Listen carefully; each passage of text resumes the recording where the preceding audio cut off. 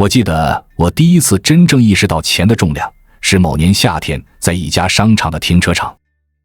那天刚发薪，我提早下班，准备犒赏自己一顿好吃的。结果一出电梯，就看见一个穿着整齐的中年男人站在一台 BMW 前面发呆。他掏出手机打电话，语气急促，说：“你帮我转2000块，我卡里只剩100多。”那瞬间我愣住了，因为他整个人看起来不像缺钱的人，皮鞋锃亮，衬衫笔挺，车也是刚洗好的。可那通电话一出，我突然明白，这个社会上外表光鲜的人很多都在跟现金流打仗。你有没有发现，现在的人越来越擅长演了，演生活，演成功，演体面。每一个人都在撑一个看起来很稳的样子，但其实钱包里只剩几十块。尤其是我身边那群刚工作没多久的年轻人，贷款买车，分期买手机，信用卡账单永远只还最低额。他们说这叫提升生活品质，但说白了就是提前透支未来的自己。我有个朋友，大学毕业后在一家广告公司上班，第一年工资不高，但人很爱面子。领到第一笔奖金，他没犹豫多久就去分期买了一台 Mazda。 那时我还劝他要不要再等等，手上先留点现金。他笑着说：“年轻就该享受嘛，不然赚钱干嘛？”半年后公司裁员，他成了被优化的那一批。信用卡、车贷、房租一起压上来，他每个月光利息就快吃掉一半生活费。那段时间他天天失眠，最惨的一次是连去加油站都得算油量，加个50块先顶着吧。那时我才发现，一个人最怕的不是没钱，而是没底气。因为没底气，你的每一个决定都带着恐惧。想换工作不敢，想创业更不敢，连生病都要纠结要不要去医院。你的人生就像被一根无形的绳绑住，哪怕拼命往前跑，最后也只是在原地打转。而更讽刺的是，我们这一代活在一个看起来都挺有钱的时代。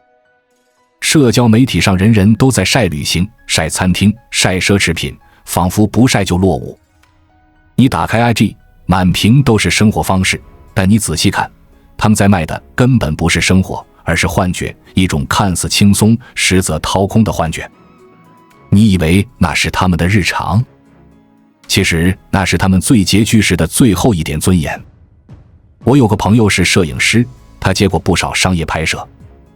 曾经有一位女客户请他帮拍高端生活照，要求背景的是5星酒店，手上要有咖啡，桌上要有 MacBook。 拍完后他叹气说：“我其实是兼职的，没钱真的住不起这里。”朋友问他为什么要拍这种照片，他说：“因为客户喜欢这种生活的样子。”那句话我记到现在，原来在这个时代，连赚钱都得靠眼有钱。我们活在一个极度讲感觉的社会，却越来越缺乏真实。什么是有钱？很多人第一反应是车子、房子、名表、度假。可真有钱的人，不会让你看见他们的钱。就像巴菲特，住的还是几十年前买的小屋，早餐照样去麦当劳。他的从容，不是因为他节俭，而是他知道自由比体面更贵。有一次我在咖啡厅听到2个人聊天，一个说我买那只表的时候心里特别踏实，另一个问他为什么，他说因为戴上那只表，我终于有种我混得还行的感觉。那一刻我突然想问，如果需要靠一只表来证明我还行，那是不是意味着内心早就不行了？你看，现在很多人不是真的喜欢物质，而是怕没有它就没有被尊重的资格，于是拼命用消费去证明价值。问题是，当你用花钱来证明自己，你就永远离不开焦虑，因为总有人比你更会花。你买5万的包，他买10万的表，你去一次日本，他直接发巴黎的机票。最后你发现自己不是在享受生活，而是在跟别人赛跑。真正的财富不在账面数字，而在你能不能不慌，能不能失业3个月还还能活得体面？能不能不靠别人，独立解决问题？能不能在别人焦虑的时候依然冷静思考？那才叫底气。有个台湾理财顾问讲过一个案例，他的客户是一位普通护士，每个月薪水6万台币，没副业，没靠山，但他坚持10年，只花收入的60%。他不追潮牌，不买新 iPhone， 却每年都去一次短途旅行，存到的钱全拿去买 ETF。10年后，他资产超过300万。另一位同龄的朋友，月薪10万，但每个月都分期买精品，换手机，换车。10年后，两人最大的差别不在收入，而在安全感。这世界最讽刺的地方是，穷人常常看起来最有钱，因为穷人买东西是为了让别人看到，而富人买东西是为了让自己舒服。你在意别人的眼光，就永远被他们牵着走。所以，当我看到停车场那个男人打电话借2000块时，我其实看到的是整个时代的镜像。大家都在演体面，但真正体面的人其实早就学会了藏风。你有没有发现，现在的人都在忙，可越忙越穷。每天早出晚归，加班到深夜，好像做了很多事，可月底一看账户，存款依然是0。有人说那是因为工资太低，可真的是吗？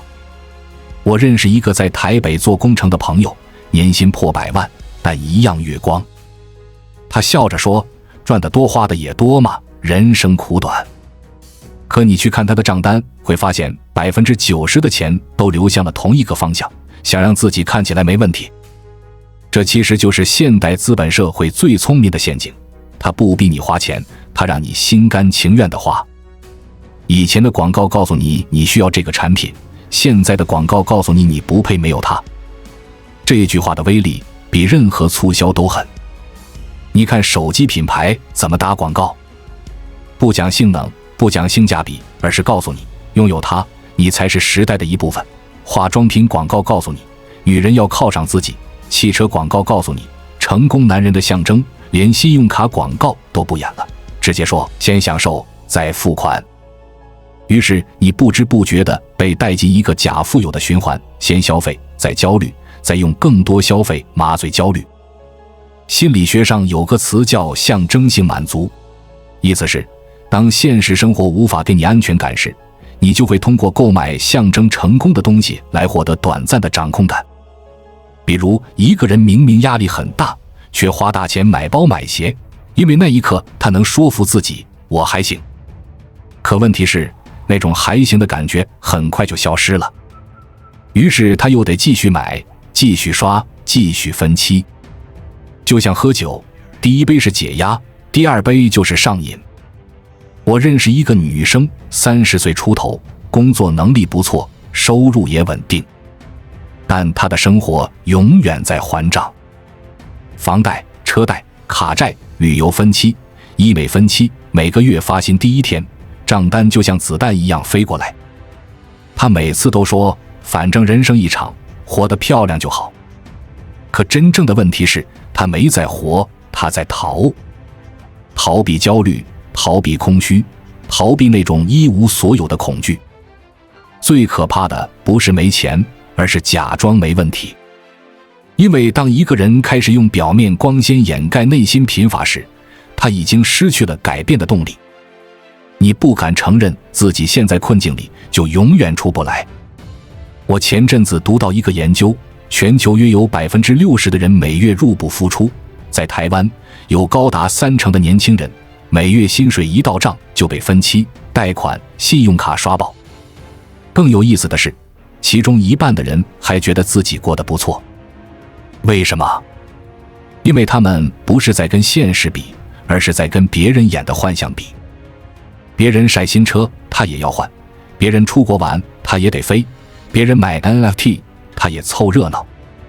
大家都在比谁更像成功人士，结果都成了最穷的那群人。其实这一切背后都有逻辑，资本早就算好每个年龄段的焦虑。20岁卖你梦想，30岁卖你身份，40岁卖你焦虑，50岁卖你健康。只要你懂得利用人的不安，你就永远能赚钱。就像苹果每年都要出新机，不是因为技术真的有突破，而是因为他们懂得让旧的突然变得不体面。在我们进一步探索之前，我们有一个激动人心的消息要告诉大家，我们已经开通会员功能了。现在您可以加入我们的会员大家庭，享受会员专属影片和更多独家内容。别忘了关注才知道，并点击小铃铛，我们将继续揭示更多关于金钱的真相，祝你迅速实现财务自由。你还在用去年的手机，就被暗示你落伍了。这种心理暗示才是现代最贵的商品。一个广告导演跟我说过一句特别现实的话，我们不卖产品，我们卖焦虑。当你刷到一支护肤广告，女主角的皮肤白得发光，那不是在推产品，而是在提醒你，你不够好。焦虑一旦种进人心，你就会主动掏钱。我有个朋友以前是信贷员，他说银行最喜欢的客户类型不是有钱人，而是看起来要变有钱的人。因为这类人最容易贷款、买车、买房、买人生的幻觉。他们永远有理由，这是投资自己，这是形象需要，这是社交成本。可是到最后，银行赚到钱，他们失去自由。你知道穷忙族最大的特征是什么吗？不是没时间休息，而是连喘口气的空间都要靠借钱换。今天去按摩分3期，明天换新电脑分12期。账单成了日历的一部分，月初是缴房贷，月中是还信用卡，月底又来车贷。人生就像一条传送带，你以为在前进，其实只是被卷着走。但真正的富有恰恰相反，它不是赚多少钱，而是你能控制多少不必要的欲望。我认识一个老板，身家几千万，手机还在用4年前的旧款。有人问他为什么不换，他说我用的是工具，不是标签。那句话我特别喜欢，因为现代人最大的悲剧就是让工具变成了标签，让消费变成了身份。资本主义的高明之处就在这儿，它让你觉得是你在选择，其实是他在操控。你以为自己在买喜欢的东西，但那些喜欢早就被算法算好了。广告知道你什么时候情绪低落，什么时候加班，什么时候孤单，于是他推你刚好能补情绪的商品。你点一下购买的那一秒，不是你在掌控生活，而是生活在掌控你。我以前总觉得有钱就是安全感，后来才发现不对。真正的安全感不是账户的数字，而是你不慌。你知道吗？这个社会有2种人，一种是钱一进来就花光，另一种是钱一进来就分配。区别在哪？前者被生活牵着走，后者在掌控生活。有次我去拜访一位投资人，年纪不大，30多岁，看起来不起眼。桌上连一台像样的电脑都没有，我还以为他混得一般。结果他打开一张表格给我看，10年间他靠分散投资跟纪律理财，资产翻了5倍。那天我问他，你有没有中过什么暴利？他笑笑说，我不赌暴利，我赌复利。这句话我记到现在。复利不是只存在银行里，它存在每一次你不被诱惑打动的决定里。但你知道吗？坚持很难，因为诱惑太多。每一次推波都在对你说，你值得拥有。每一个现实活动都在告诉你，错过可惜。每一张信用卡账单背后都藏着一个声音，以后再还也行。于是很多人就这样被推着走，不是因为他们笨，而是因为他们太懂享受，却不懂代价。很多人不明白，真正的财务自由不是赚到多少钱，而是你可以自由决定不花钱。想吃贵的餐厅可以，但你不需要靠那顿饭证明自己。想买名牌包可以，但你不是因为焦虑，而是因为喜欢。那时候你花的每一分钱都是在表达自己，而不是掩饰自己。我有个听众40多岁，做自由职业，他跟我说了一句特别有力量的话，我没房没车也没债，我现在才第一次感到轻松。他说过去10几年为了追稳定，他背上贷款买下一个根本不需要的东西。可当他卖掉那些所谓稳定的象征，整个人反而自由了。因为他终于明白，稳定不是你拥有的物品，而是你能应对变化的心态。很多人以为努力赚钱就是为了以后不用担心，但事实是，你不改变消费习惯，赚再多都不够。因为欲望没有上限，钱永远赶不上你的焦虑。你看那些中奖的人，为什么多数几年后破产？不是因为他们没钱，而是他们没能力掌控钱。经济学家凯恩斯曾说过一句很有意思的话：人类的欲望几乎是无限的，而资本的游戏就是在这无限欲望上搭建高速公路。你越想要快，就越容易掉下去。买车、买表、买房子，没错，都是合理的消费。但问题是，那是你的选择，还是别人的暗示？一个做金融的朋友，他曾经给客户上过一堂小课。第一问，他写下一个数字100万。他说：你觉得赚到100万后会做什么？有人说买车，有人说旅游。他接着问：那花完呢？现场静了。然后他说：你们的问题不是没赚到钱，而是没想过要怎么守住钱。那天我回家一直在想，我们这一代人从小被教育要努力赚钱，可几乎没人教我们怎么不乱花钱，更没人教我们怎么用钱让自己更自由。于是很多人拼了命往上爬，到头来发现不是爬得不够高，而是梯子靠错了墙。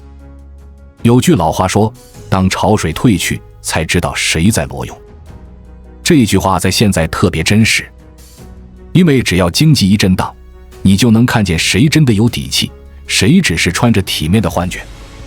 股市下跌，公司裁员，物价飞涨，这些年我们都看过太多突然崩塌的人生。表面上风光的人，往往第一个被打趴。真正能撑住的，永远是那些平时看起来普通的人，因为他们懂得慢一点，稳一点，才走得远一点。我常说，人生最怕的不是没钱，而是永远被钱控制。你以为自己在为生活打拼，其实是生活在牵着你走。你以为自己在追梦，其实只是被账单追着跑。我们活得太急，急着证明，急着对比，急着消费，最后忘了问自己一句：我到底想要什么？一个老先生退休后，每天骑脚踏车去市场，衣着普通，手里拿着一个破帆布袋。可你跟他聊一会儿，就会发现他活得特别松弛。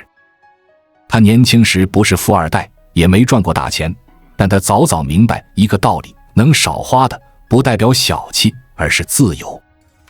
他一辈子没欠过债，孩子想出国念书，他立刻能掏钱；妻子生病，他不用开口求人。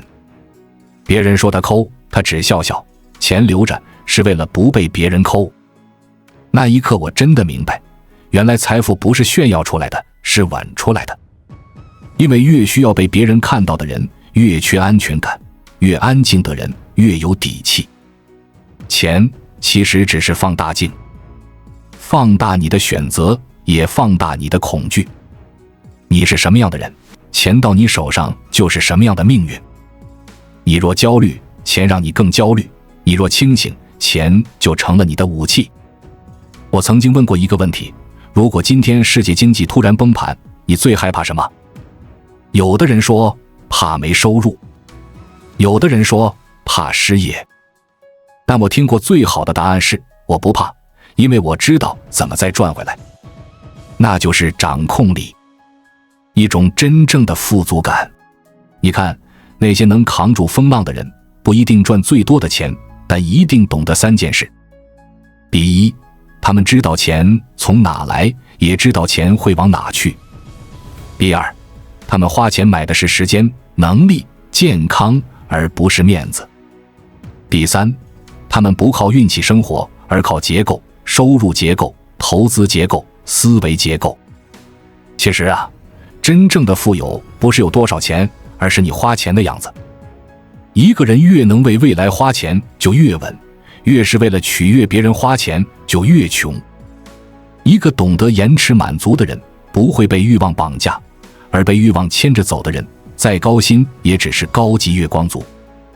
这几年，我见过太多人在经济下行时崩溃，有人被裁后2个月撑不住，有人一场病就掏空积蓄，有人靠信用卡周转，最后连利息都还不起。你问他们后悔吗？他们说，我只是想过得体面一点。可你知道体面真正的定义是什么吗？是不求人，能照顾父母，不怕失业，有尊严的拒绝，是那种我自己能扛的笃定感。所以当别人还在比谁车大，谁包贵，谁度假多时，真正聪明的人在做什么？他们在比谁更稳。稳是一种力量，一种可以对世界说不用怕的底气。有时候我们以为自由很远，其实就在每一个你不冲动、不虚荣、不跟风的瞬间。你拒绝的不是消费，而是焦虑；你放弃的不是享受，而是枷锁。最后，我想送你一句话：别羡慕开好车的人，因为他可能欠着贷款；别轻看起脚踏车的人，因为他可能早已财务自由；别被闪光的外表迷惑，因为那只是世界的滤镜。真正能让你不怕风雨的，不是身边的名牌，而是你心里的底气。当你能心平气和地面对暂时的穷，当你敢拒绝那种虚假的体面，你就已经比大多数人富有了。因为你开始掌控自己的命运，而不是被命运摆布。到那一刻，你会发现，真正的有钱人，不是坐在豪车里的人，而是能在风雨里微笑，口袋里还有余地的人。关注我，我是才知道，带你解锁更多金钱的真相。